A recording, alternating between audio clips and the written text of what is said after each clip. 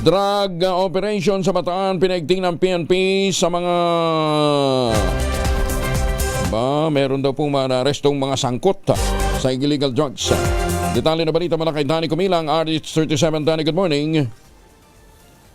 Sunod-sunod na naaresto ng kapulisan sa Bataan ang mga sangkot sa iligal na droga sa iba't ibang bayan ng Bataan matapos paigtingin ng PNP sa probinsya ang kampanya kontra droga. Sa bayan ng Samal na aresto ang isang sospek sa barangay Gugu at nakumpiskahan ng humigit kumulang 1.42 gramo ng hinihinalang shabu na nagkakalaga ng 9,656 pesos. Sa Limay naman, isang tulak ng droga ang naaresto sa Sitio Medical Barangay Alangan kung saan nasamsam ang tinatayang 1.2 gramo ng shabu na nagkakalaga naman ito ng 8,160 pesos. Samantala sa Maribeles ay nadakip ang mag-asawang nasa edad 62 at 55 sa Sitio Paliparan, Barangay Batangas 2 na nagbebenta umano ng droga sa lugar tapos makuha na ng mga pakete ng shabu.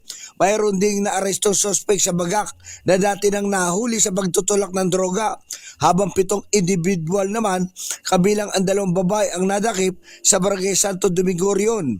Ang lahat ng mga naaresto ay sa ilalim ngayong araw ng Lunes sa inquest proceeding sa Provincial Prosecutor Office para sa kasong paglabag sa Republic Act 9165. Danny Kumilang, RH37, DCRH, una sa Pilipinas, una sa Pilipino. Maraming salamat, Danny.